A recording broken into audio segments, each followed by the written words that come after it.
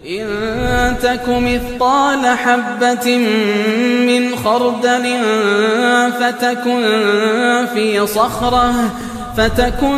في صخرة أو في السماوات أو في الأرض يأت بها الله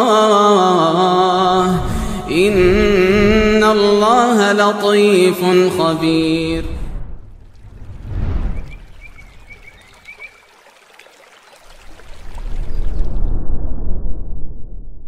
السلام عليكم ورحمة الله وبركاته. إن الحمد لله نحمده ونستعينه ونستغفره ونعوذ بالله من شرور أنفسنا وسيئات أعمالنا من يهده الله فلا مضل له ومن يضلل فلا هادي له أشهد أن لا إله إلا الله وحده لا شريك له وأشهد أن محمدا عبده ورسوله لا نبي بعده. قال الله تعالى في كتابه الكريم يا أيها الذين آمنوا اتقوا الله حق تقاته ولا تموتن إلا وأنتم مسلمون. يا أيها الناس اتقوا ربكم الذي خلقكم من نفس واحدة وخلق منها زوجها وبث منهما رجالا كثيرا ونساء واتقوا الله الذي تساءلون به والأرحام إن الله كان عليكم رقيبا.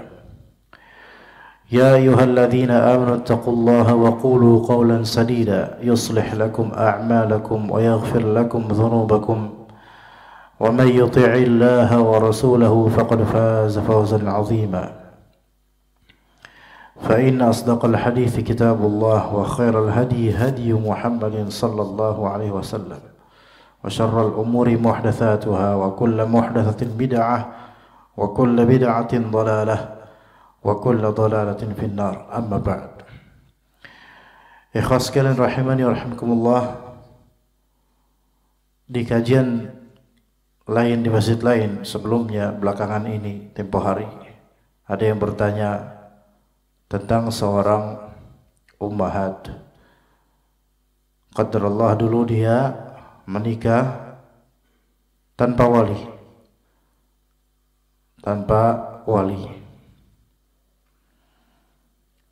Saat menikah dia janda dan sudah menikah sekarang, usia pernikahan 10 tahun tanpa wali. Dan ketika saya tanya apakah dia ketika itu, yaitu ketika nikah, dia tahu bahwasanya wajib atasnya atau merupakan syarat sah bagi ulama Syafi'iyah, apakah merupakan bagi ulama Hanabilah Hanbali, apakah dia tahu itu syarat sah nikah adalah dengan adanya wali untuk perempuan? Maka dijawab oleh penanya, iya dia tahu, tapi dia tidak mengamalkannya dan usia pernikahan telah berlangsung sekarang 10 tahun. Dan ketika itu sudah tahu bahwasanya wajib atasnya adanya wali. Lantas apa yang harus dilakukan sekarang? Sebenarnya Anda pengen ketemu siapa orangnya, bukan di Masjid Hijau, bukan di tempat lain. Ya, pengen ketemu siapa, mana orangnya, seperti apa orangnya. Kenapa kok enggak melakukan apa yang dia ilmui gitu? Kenapa pas udah berkasus baru nanya sama ustadz? Ya, dan ini banyak hal seperti ini jemaah. Pertanyaan demi pertanyaan tentang kewalian, pernikahan, talak, lafal talak, konsekuensinya apa, serumah atau enggak, terus masa iddah dan seterusnya, banyak pertanyaan yang sebenarnya kalau sudah belajar hal tersebut itu nggak perlu nanya lagi. Ini pertanyaan basic seperti pertanyaan tentang wudu. Seluruhnya berkata bahwasanya pernikahan itu ibadah terpanjang, tetapi kenapa banyak orang jahil sekali tentang ilmu tentang nikah ini? Gak ngerti, bahkan sudah sampai 20 tahun, 30 tahun perjalanan bahtera rumah tangga, tetapi banyak hukum-hukum yang sudah basic sekali itu gak mengetahuinya. Ini tidak peduli manhajnya apa. Muslim yang anak sebut muslim, kaum muslimin banyak tidak paham. Sesuatu yang ketika Anda baca pertanyaan di WhatsApp dan ini orang kok beliau ini Masya Allah jenggotnya itu menampung 4.000 hadis seharusnya, tapi kenapa pertanyaannya ini pertanyaan yang seharusnya tidak layak orang yang sudah berjenggot panjang untuk nanya hal yang sangat default dalam masalah pernikahan. Betul ini ilmu syar'i, itulah mengapa jemaah sekalian ilmu-ilmu seperti ini tidak boleh kita katakan kita belum membutuhkannya. Khata' mengatakan hal seperti itu merupakan kejahilan dan nggak ngerti ilmu itu buat apa. Ilmu itu nggak harus sekarang, harus butuh sekarang. Boleh jadi esok hari antum butuh, tahun depan bahkan untuk butuh. Yang penting punya bekalnya dulu. Bukankah ketika kita berbekal pengen pergi keluar kota, kita beli aqua, kita beli snack, kita beli apa dan seterusnya, apakah harus dimakan segera? Tidak. Tapi kita tahu bahwasanya kita akan membutuhkan ini. Itulah mengapa jemaah sekalian ilmu-ilmu seperti ini yang sesungguhnya masih jarang dibahas di kalangan Ahlus Sunnah di tanah air ini. Padahal kalau di Saudi, di Mesir, kajian-kajian kita runut dari awal kitab Thaharah, terus habis itu salat, habis itu zakat, saum, puasa, haji. Ada yang memulai dengan kemudian meneruskan dengan kitab jual beli dan seterusnya, walaupun bukan pedagang tapi belajar mereka. Di Masjid Nabawi, di Masjid Haram dibahas. Kemudian fikih nikah, fikih usra, dan kemudian fikih jihad, bahkan tentang perbudakan dan seterusnya. Enggak ada perbudakan sekarang, tapi ilmu ini ada ilmu. Berpahala kita untuk mengetahui ilmu ini apalagi tentang pernikahan, dan banyak kasus dari ikhwan pernikahan baik tentang masalah wali, masalah talak terutama itu banyak, masalah nafkah terutama itu banyak komplain dari sebagian dari ummahat tentang nafkah suaminya yang kurang atau suaminya malas dan seterusnya, riba dan seterusnya. Jadi bukan berarti bahwa saya ketika kita sudah tumbuh jenggot dan kita biarkan jenggot sesuai dengan sunnah, kemudian seluruh komplit hidup kita sesuai sunnah. Sekarang banyak yang belum, banyak yang harus dikoreksi, terutama diri kita masing-masing. Pembahasan kita kali ini pembahasan yang juga akan beruntun insyaallah tentang al-wilayah fin nikah, kewalian dalam pernikahan. Ini pembahasan yang sangat penting karena nikah ini jumhur ulama mempersyaratkannya, tidak mensahkan nikah tanpa adanya wali bagi perempuan. Ini bagi perempuan harus ada wali. Adapun laki-laki, perwalian atau adanya wali laki-laki dalam akad itu tidak mempengaruhi akad. Ada atau tidaknya tidak mempengaruhi akad untuk laki-laki ya. Jadi laki-laki itu lebih luas, lebih bebas sebenarnya. Tapi kalau perempuan wajib adanya wali. Ini merupakan maqasid syariah. Salah satu bentuk tujuan adanya syariat untuk menjaga perempuan. Karena posisi mereka itu tidak sekuat laki-laki, maka perlu laki-laki yang merupakan wali nikah kalau mereka menikah. Dan sungguh ada di antara kita nih, di antara Ahlus Sunnah, enggak jauh dari sinilah, yang mana menikahi janda untuk yang kedua, untuk poligami tanpa wali, padahal walinya ada di kampung, bapaknya ada di kampung, tapi nggak dipakai sama ikhwan ini. Dengan alasan apa? Mengikuti salah satu madhab, yaitu madhab Hanafi yang tidak mempersyaratkan harus adanya wali bagi janda.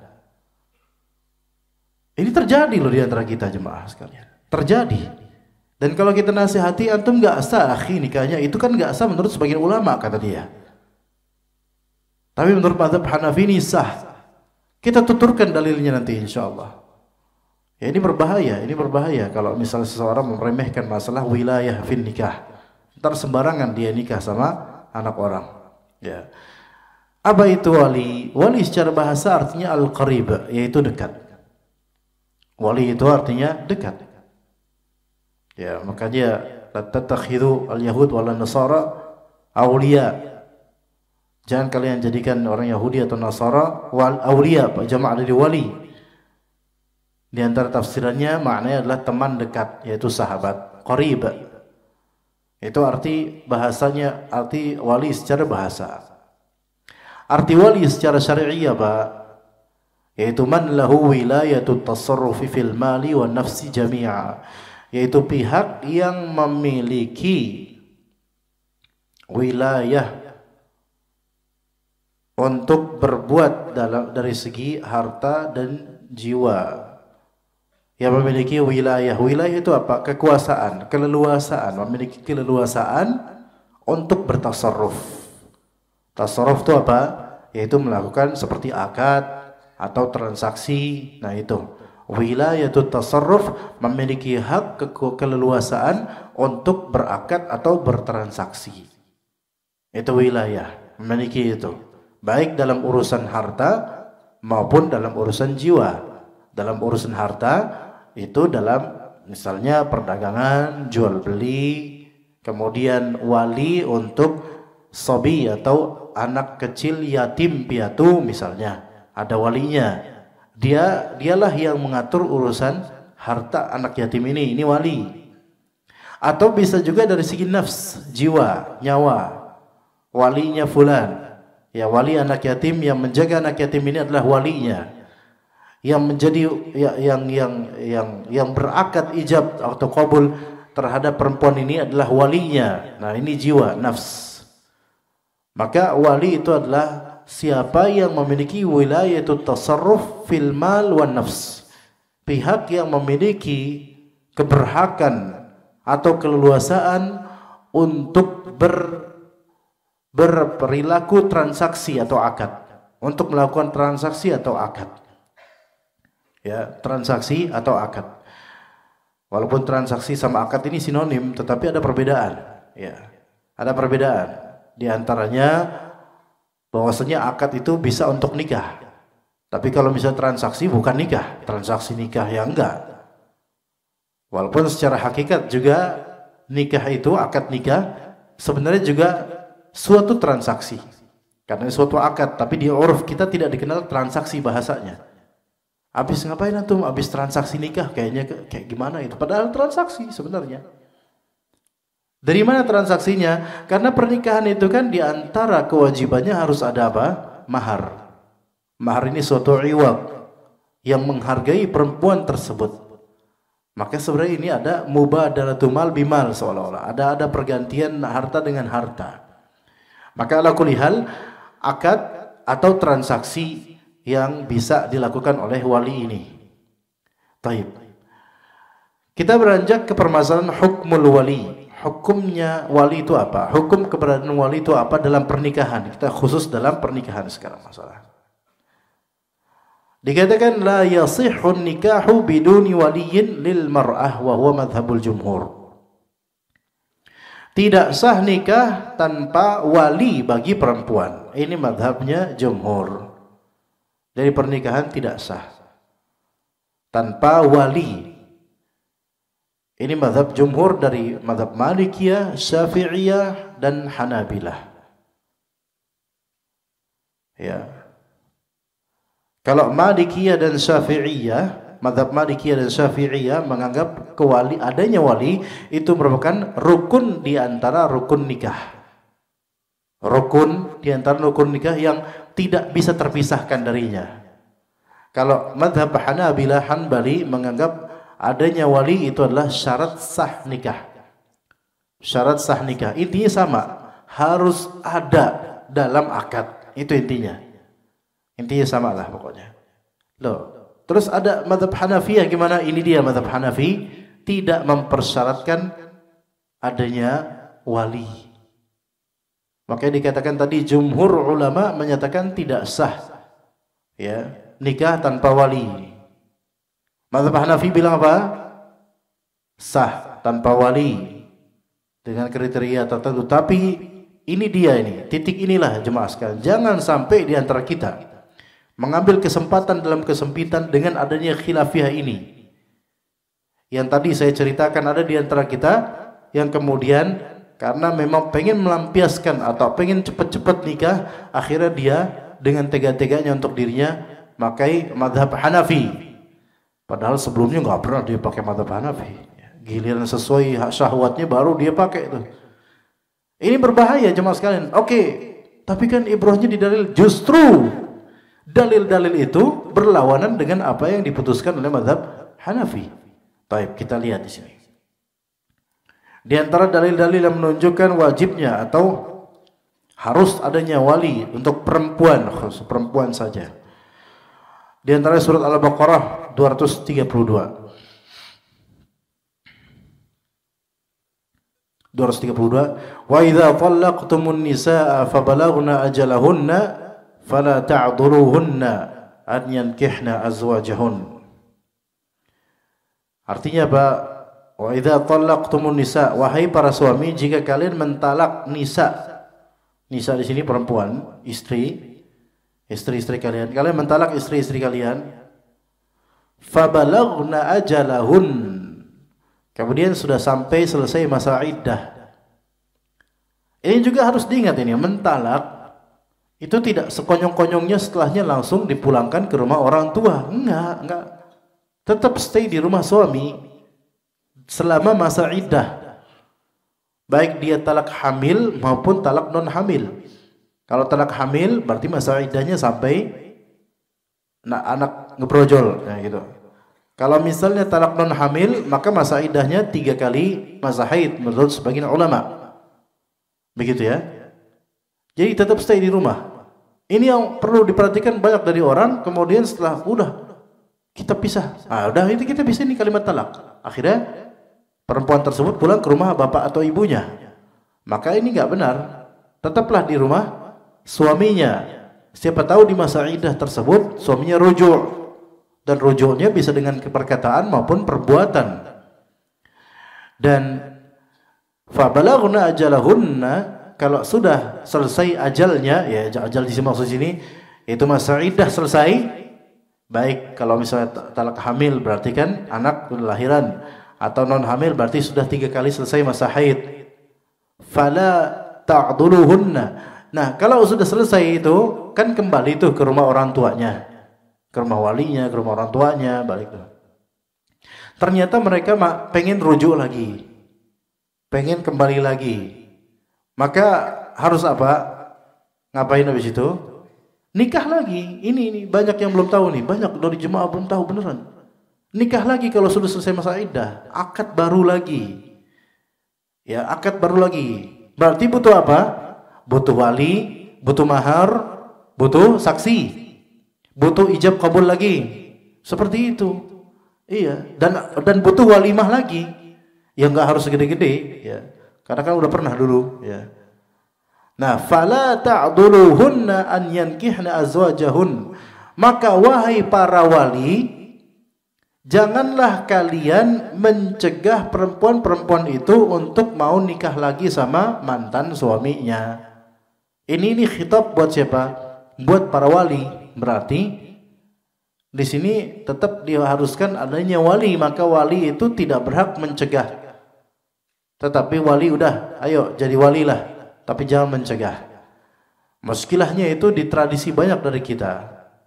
Jangankan wali, orang yang bukan wali itu kadang-kadang mencegah perempuan untuk menikah.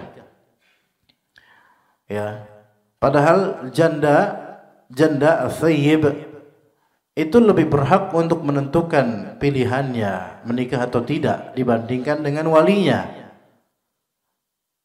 Terus walinya malah mencegah, jangan. Tapi aku mau lagi sama dia Pak, gitu. Jangan. Enggak. Janda ini lebih berhak untuk memutuskan. Maka walinya udah nikahin aja dia. Fala ta'dhuruhunna, maka janganlah kalian menghalang-halangi si perempuan ini untuk menikah lagi. Ayo kalian walikan perempuan ini. Ini menunjukkan harus ada wali. Kemudian juga kata Allah Ta'ala di surat An-Nisa ayat 25, fankihuhunna biizni ahlihin. Fankihuhunna biizni ahlihin. Maka nikahlah kalian wahai pria terhadap perempuan-perempuan itu dengan izin keluarganya. Ini menunjukkan wajib adanya wali. Baik, kemudian yang lebih strict lagi, langsung ke hadis Nabi SAW dari Abu Musa Al-Asy'ari radhiyallahu anhu, bahwasanya Nabi SAW bersabda, ini jelas banget ini. La nikaha illa biwaliyin. Tidak ada nikah kecuali dengan adanya wali. Ulama menafsirkan la nikaha yaitu la yasihhu nikahun. Tidak sah nikah kecuali adanya wali, dan di sini umum tetapi maksudnya khusus di sini ya khusus untuk perempuan. Tapi konsekuensinya tidak sah nikah itu terjadi untuk baik perempuannya atau laki-lakinya. Jadi gini, tidak sah nikah kecuali dengan wali. Yang membutuhkan wali itu perempuan atau laki-laki? Perempuan. Taib. Kalau perempuan ini nggak ada wali, laki-lakinya ada wali, ada efek nggak? Nggak ada efek. Ya udahlah, wali laki-laki berubahlah jadi wali perempuan dah, nggak bisa juga karena harus dari asli kerabatnya. Nah kemudian kalau perempuan ini nggak punya wali, nggak ada wali, maksudnya nggak ada wali cuman untuk nikah nggak ada wali yang mau untuk menikahkan, misalnya ya. Atau tanpa izin wali, udah nikah aja, namanya janda, udah nikahin aja lah, nggak apa-apa. Gimana? Jadi ya kemudian nikahnya sama siapa? Apa penghulu? Apakah sudah ada surat mandat atau kalimat mandat dari wali aslinya? Tidak ada. Udah kita pakai waliul amri aja. Apa hukumnya pernikahan ini? Batil atau sah? Nah, walinya dari sultan, walinya dari penghulu, dari KUA, dan bapaknya atau walinya itu wali asli di kampung. Apakah dapat surat mandat dari wali di kampung atau enggak? Tidak. Udah tinggal bayar aja sekian. Udah penghulunya mau kok, saya mewalikan diri gitu. Apa hukumnya? Tidak sah, batil. Kenapa batil? Karena tidak ada surat perwakilan atau tidak ada perizinan perwakilan dari wali asli. Begitu jemaah sekalian. Tapi kalau misalnya bapaknya mungkin beruzur di kampung, ya, nggak bisa ke Jakarta karena udah tua renta dan keluarganya juga kesulitan, dan bapaknya terus mengizinkan lewat telepon, ya, kalau bisa langsung dibicarakan, langsung bicara dengan penghulu gitu. Ya, mengizinkan, apakah sah? Maka sah kok seperti ini. Karena ini namanya taukilul wilayah. Mewakilkan kewalian, ini boleh. Mewakilkan kewalian itu boleh.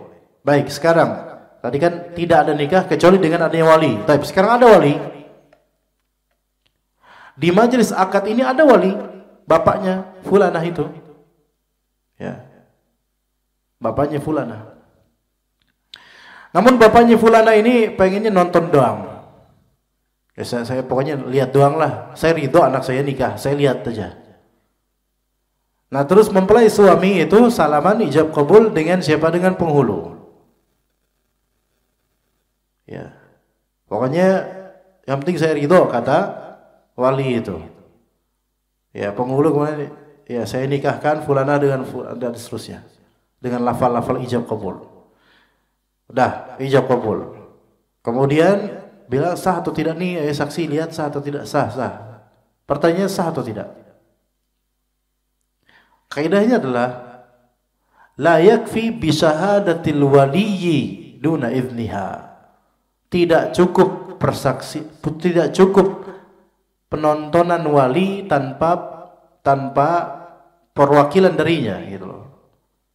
Jadi keeksistensi wali saja itu belum cukup gitu loh. Keberadaan wali dalam majelis akad nonton itu belum cukup mensahkan apa? Mensahkan akad itu, melainkan wali inilah dialah yang ijab atau kabul. Wali inilah yang biasa kalau kita di meja nikah itu yang salaman itu loh, yang jabat tangan itu loh. Itulah wali yang melakukan itu. Kecuali kalau wali itu bilang saya ini kalau dilihat banyak orang grogi, jadi suka gemeteran. Kan beberapa bapak-bapak gitu tuh. Ya apalagi yang sudah tua dari kampung pula nikahin anaknya di kota lagi. Ya itu gemeteran saya. Dan Anda juga kadang-kadang ceramah ceramah nikah itu, khutbah nikah. Beberapa bapak itu, Masya Allah, lama itu prosesnya itu. Padahal udah rehearsal sebelumnya, udah latihan sebelumnya, udah manasik sebelumnya, padahal ya. Itu lama, salah lagi, padahal udah ada kertas tinggal baca gitu loh. Mungkin saking sayang sama putrinya itu, lama itu, nggak jadi-jadi itu, ya. Nah yang seperti ini boleh baginya kalau dia khawatir untuk tidak memungkinkannya untuk melafalkan akad apa ini, apalagi di kita ini kan banyak penghulu menerapkan mazhab Syafi'i yang mengharuskan adanya ijab dan qabul dengan lafal dan dengan skema yang benar-benar paten gitu ya. Maka ya udah boleh diwakilkan baik kepada wali cabang atau wali lainnya ya, seperti misalnya anaknya atau saudaranya dan seterusnya, atau boleh langsung udah Pak Penghulu aja lah yang ngurus lah, saya nggak mau ini, udah Pak Penghulu aja yang udah yang memang kerjaannya kayak gitu misalnya. Maka ya udah boleh seperti itu disaksikan olehnya, karena di sini ada mandat dan ada pembolehan perwakilan dari sang wali asli, maka boleh seperti itu insyaallah. Ya, jadi kehadiran wali saja tanpa akad darinya dan tanpa perizinan perwakilan darinya itu tidak cukup mensahkan akad nikah. Tidak cukup mensahkan akad nikah. Saya kasih contoh nih. Kan di majelis di apa namanya ini meja nikah nih. Ini saksi 1, saksi 2 kan biasa gitu. Kemudian ini ada 1, 2, 3, 4 biasa gitu nih. Ini ana hafal karena ana sering diundang khutbah ya. Ya tinggal ananya aja insyaallah ya. 1, 2, 3, 4 ya. Kemudian misal ana penghulu nih. Ana penghulu ya. Depan ustadz penceramah gitu kan ya. Kemudian ini mempelai laki-laki, ini wali perempuan gitu kan biasanya. Nah, saya bilang ke yang mempelai laki-laki, antum sudah siap belum? Kayaknya belum siap nih, harus latihan dulu nih. Tapi jangan latihan sama babehnya, ntar jadi kejadian nanti. Dah latihan dulu sama saya. Coba nih saya sebut gini, nanti kamu jawab gini ya. Ada nih wali nyaksiin sambil senyum-senyum, ya sambil senyum berharap dirinya lah yang melakukan itu, gitu kan? Nih gini nih, disaksikan oleh orang. Saya nikahkan kamu dengan Fatimah bin gini, gitu kan?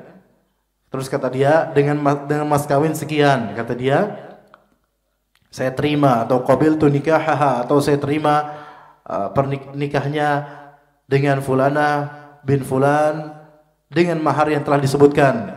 Sah nggak? Sah nggak Pak kira-kira? Bapaknya bilang sah gitu. Kira-kira gimana? Sah atau tidak? Enggak Pak, enggak sah. Belum sah. Kenapa begitu? Karena penghulu ini, saya ini posisi penghulu ini adalah siapa?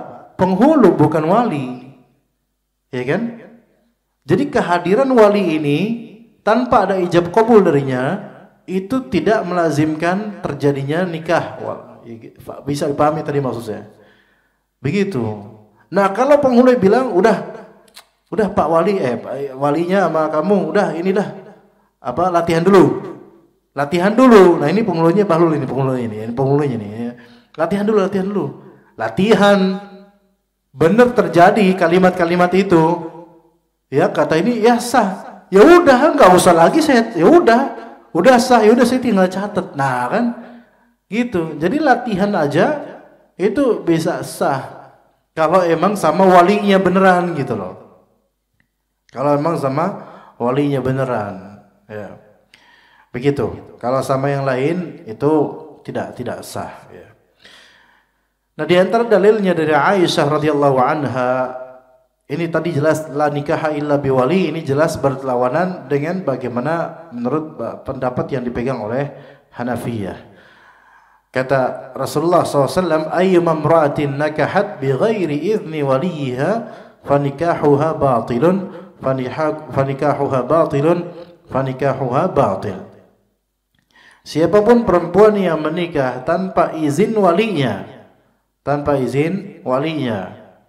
maka nikahnya batil. Ya perempuan ya nikah tanpa izin walinya.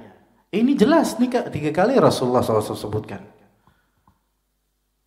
Maka nggak boleh kita menikah dengan perempuan tanpa walinya atau tanpa izin dari walinya. Misalnya walinya mengizinkan ada perwakilan, ya baik dari pihak keluarga orang gitu, atau diwakilkan aja ke penghulu atau ke orang lain yang cakap untuk menjadi wali. Iya, nikahnya batil kalau nggak pakai izin walinya. Kasus sekarang. Kasus. Bagaimana nih? Misalnya antum mau nikah dengan seorang akhwat. Ya. Anggaplah akhwat ini, ummahat ini janda. Dia masih punya bapak. Masih punya saudara dan seterusnya lah ya, di keluarganya, keluarga besar. Nah, kemudian ingat kalau misalnya thayyib atau janda, yang lebih berhak menentukan siapa?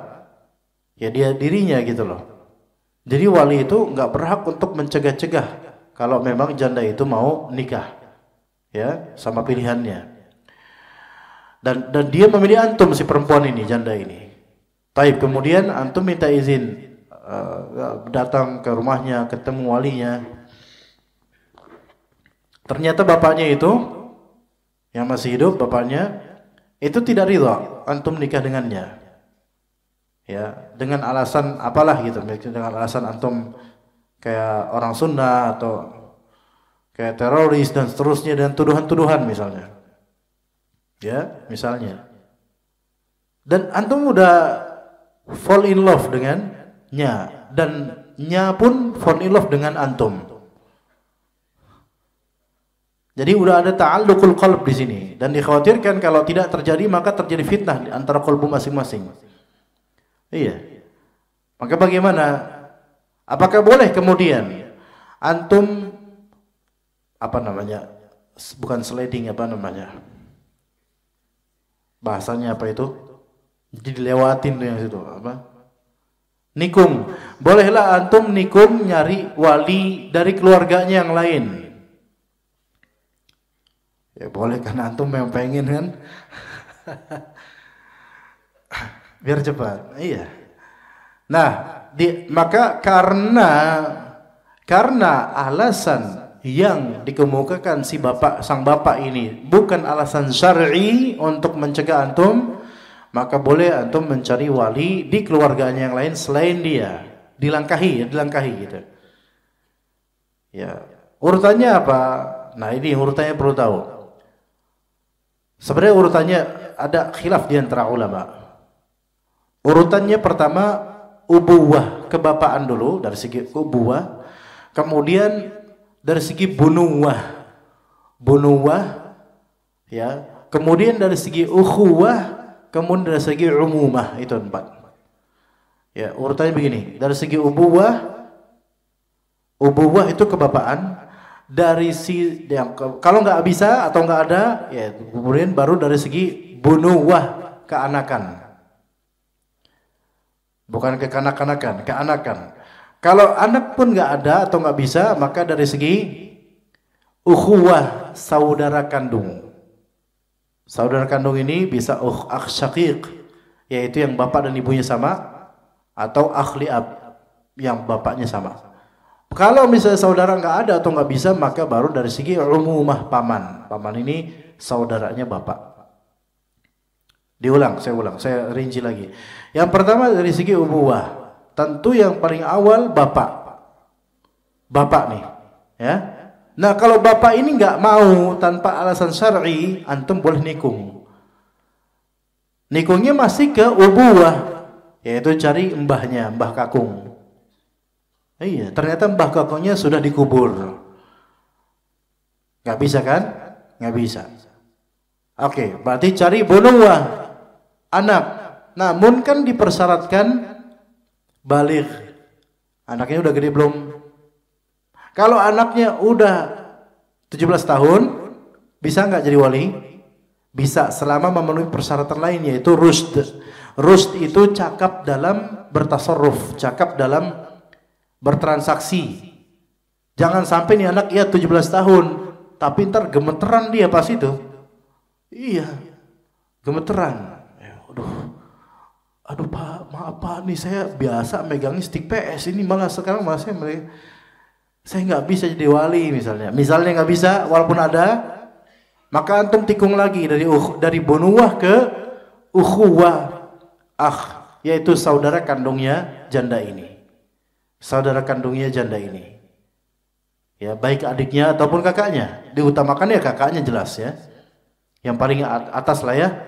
Untuk penghormatan terhadap, walaupun tidak syarat, itu bukan syarat. Penghormatan.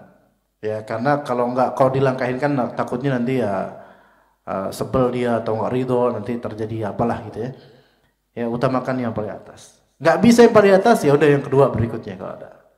Nggak bisa ya udah pokoknya lu cari terus saja.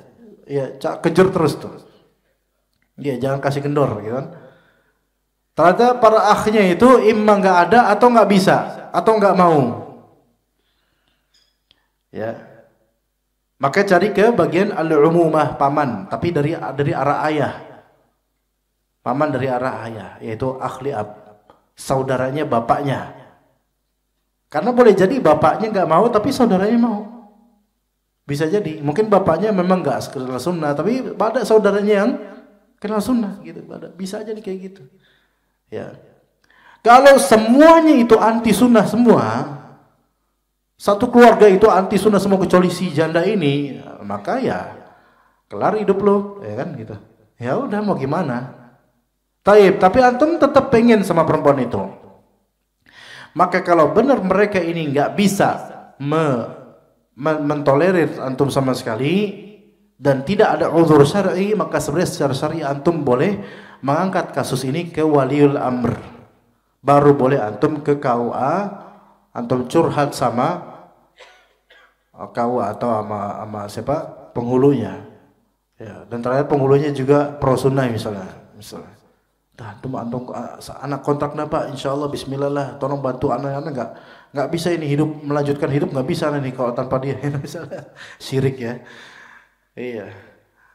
Nah kemudian baru bisa seperti itu. Tetapi untuk Indonesia hal seperti ini kalau terjadi bisa takutnya fitnah. Fitnahnya lebih besar ya, karena pihak keluarga boleh jadi kelak tidak terima. Jadi antum seperti membuka kasus besar itu. Ya memang secara syar'i sah karena memang mereka tidak punya alasan syar'i. Tetapi sah secara fikih, namun konsekuensi kedepannya apa? Ribut nanti antum sama keluarganya. Ribut sama keluarganya. Keluarganya juga ternyata punya channel kepolisian, repot antum. Itulah makanya kelar hidup lu. Cari yang lain, insyaallah banyak di pengajian restock tiap tahun ada selalu yang hijrah insyaallah. Ya banyak insyaallah ya. Baik, kemudian jadi tadi fanikahu batil, kalau nggak ada wali batil. Tapi kalau tadi ceritanya itu saya kasih tahu. Nah, gitu ya. Kalau ternyata di perjalanan mencari wali dalam keluarganya itu ada yang mau ternyata. Ada yang mau. Ya, namun dia nggak bisa, entah karena di luar kota atau karena memang dia nggak cakep untuk bisa menjadi wali atau gimana, maka antum boleh minta sama dia, tolong dong bikin surat pernyataan untuk taukilul wilayah, menyerahkan perwalian ke KUA atau penghulu, itu bisa. Ini anda kasih tahu Pak caranya supaya antum lebih legowo nanti ke depannya. Iya, siapa ya? Siap, semangat insyaallah. Iya, boleh. Bikin surat pernyataan taukilul wilayah, yaitu mewakilkan perwalian. Ya, kemudian antum serahkan bisa ke penghulu atau ke apa, bisa. Seperti itu sah secara syar'i dan sah juga secara birokrasi juga sah juga insyaallah ya. Begitu jemaah sekalian. Nah, apa sih yang disyaratkan dan yang tidak disyaratkan untuk menjadi wali? Ya, apa yang disyaratkan dan tidak disyaratkan untuk menjadi wali? Masih lama nggak kira-kira ya, ikhwan? Masih. Yang pertama coba kasus berakal. Apakah disyaratkan wali itu berakal? Ya, wali disyaratkan berakal. Jadi kalau walinya nggak punya akal, maka nggak punya akal beneran, maksudnya gila gitu loh, gila permanen. maka tidak sah menjadi wali. Gimana kalau wali nggak punya otak? Dibilang sama bininya itu wali itu, dasar suami nggak punya otak gitu bilang. Kira-kira gimana? Bisa nggak jadi wali? Itu kan cuma omongan doang, ya kan? Nggak ada yang nggak punya otak dia, cuman kadang-kadang nggak dipakai ya gitu. Maka la tasihu wilayatu man bihi jununun daim, tidak sah perwalian atau kewalian orang yang memiliki kemajnunan yang permanen. Ini ingat ini, kemajnunan permanen atau junun mutbiq atau junun daim. Kemajnunan yang permanen. Ya. Ini enggak bisa jadi wali. Ini sepakat para madhab, sepakat madhab Islam. Karena Nabi SAW mengatakan, Rafi'al qalamu an thalath, anil naimi hatta yastayqidh, wa anil saghiri hatta yakbar, wa anil majnuni hatta ya'qil au yufiq. Ya. Pena catatan amal diangkat dari 3 pihak, yaitu orang yang tidur sampai dia bangun, anak kecil sampai dia besar, dan orang majnun sampai dia punya akal lagi atau sadar dari akalnya. Ya, jadi perwalian nggak bisa. Ini untuk junun yang daim atau mutbiq atau junun yang permanen ya Pak. Ada namanya junun muaqqat, hilang akalnya itu tapi temporary, junun temporary. Ya, kemajnunan temporary. Maka yang seperti kemajnunan junun temporary itu tidak hilang status kewaliannya. Ini ingat ya. Tidak hilang status kewalian orang yang mengalami junun yang temporary. Tidak hilang statusnya. Saya kasih gambaran. Kalau misalnya seorang bapak wali ya untuk anaknya, putrinya, itu normal hidupnya. Di hari akad pagi hari tiba-tiba mungkin dia minum minuman, dikira itu sirup, ternyata super pel. Misalnya dikira sirup, ternyata super pel. Kayaknya enak nih, hijau-hijau nih, minum. Wah, langsung gila abis itu. Gila abis itu ya. Sepertinya ada yang sengaja pengen meracuni supaya nggak jadi pernikahan itu. Nah, maka harusnya jam 9 itu terjadi akad nikah. Tapi gara-gara tadi pagi dia jadi gila, maka gimana nih? Ayo, solusinya gimana kalau terjadi kasus ini? Ayo. A, tunda. B, diserahkan ke wali lainnya dalam keluarga. Atau C, diserahkan jawabannya ke ustadz. Ayo, yang mana? C. Apa? Wali lainnya? Enggak bisa. Enggak boleh. Enggak boleh ke wali lainnya, enggak boleh. Karena status kewalian dia tidak hilang. Maka harus ditunda. Iya. Sampai kapan? Ya sampai dia kembali lagi akalnya. Ya beneran begitu Pak. Kecewa kemudian keluar. Nggak ada kecewa, namanya qadarullah. Gimana? Nggak bisa nggak bisa dipindah walinya. Kecuali sebelum dia minum, dia ada surat perpindahan kewalian. Misalnya perwakilan.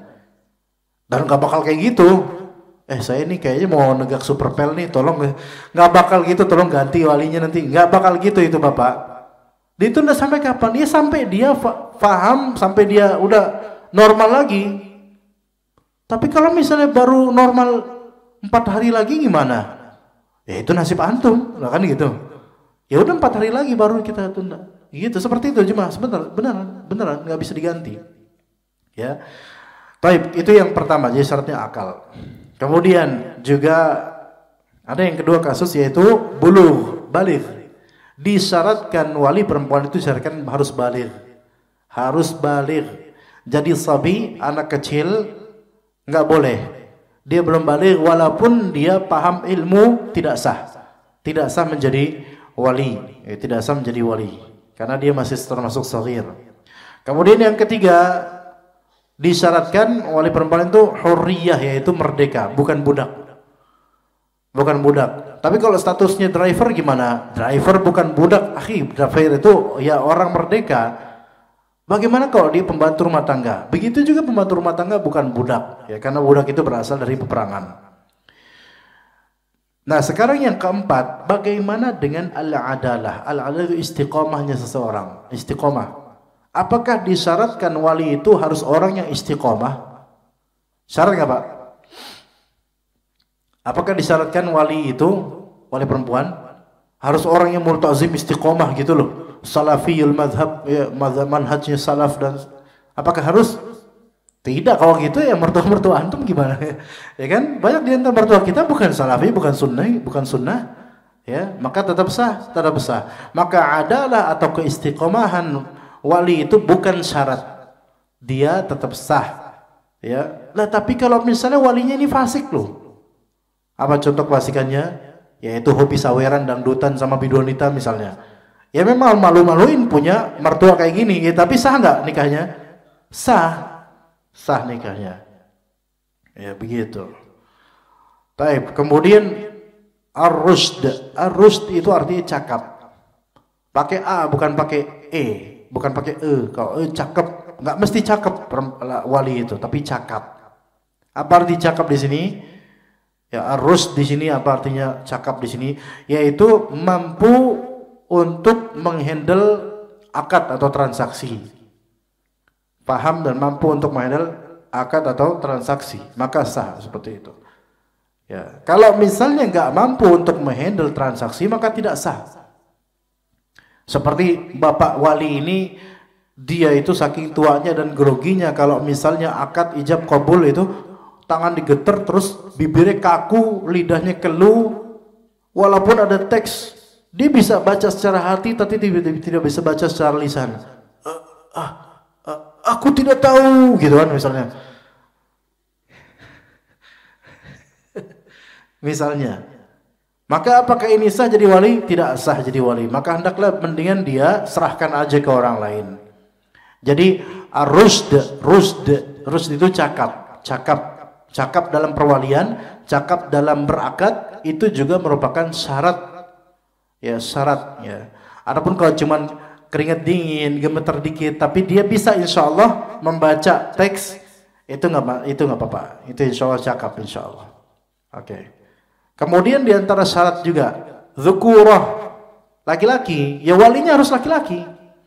Nggak bisa bibi, tante, nggak bisa ya, nggak bisa jadi wali ya. Jadi harus laki-laki. Dan wali tersebut diantara syarat lainnya, wali tersebut harus muslim.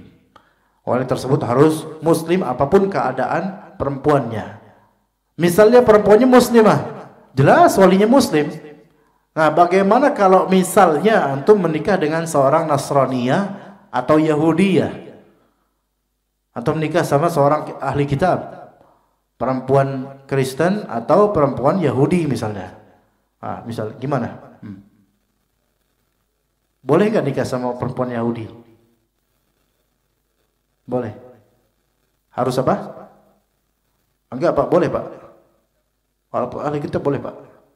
Boleh, iya. Itu. Iya, masih Yahudi ya. Boleh, Pak. Ya boleh, tapi kan kedepannya repot, Pak, itu ya. Iya. Nanti omongan tetangga yang repot. Sebenarnya omongan tetangga, dinikah sama Yahudi ya, Masya Allah. Iya, Zionis dasar gitu. Omongan tetangga yang repot ya. Tapi sah nikahnya, sah nikah. Tapi ini walinya si perempuan ini itu gimana? Apakah walinya bapaknya Yahudi juga? Atau dia Nasraniyah, bapaknya pendeta? Gimana kira-kira? Saya sebagai pendeta nikahkan, atau menikah di gereja kali ya? Kalau bapaknya masih pendeta itu, misalnya, jadi walinya sah atau tidak nikahnya? Tidak sah. Wali nikahnya dia tetap wajib muslim. Ada nggak keluarganya yang menjadi muslim gitu? Nah, kalau nggak ada, berarti walinya dari KUA, iya, penghulu, dari Sultan Waliul Amr. Ya. Begitu ya. Bagaimana kalau walinya ini murtad? Kalau walinya murtad tidak sah, tidak sah menjadi wali, ya. Begitu. Baik. Mungkin cukup sampai sekian aja untuk fikih wali saat ini. Insyaallah taala kita lanjutkan pada waktu mendatang. Semoga sedikit ini bermanfaat untuk Anda dan juga antum. Wassallallahu ala nabiyina Muhammad wa ala alihi wa sahbihi ajma'in. Subhanakallahumma bihamdika asyhadu an la ilaha illa anta astaghfiruka wa atubu ilaik. Wassalamualaikum warahmatullahi wabarakatuh.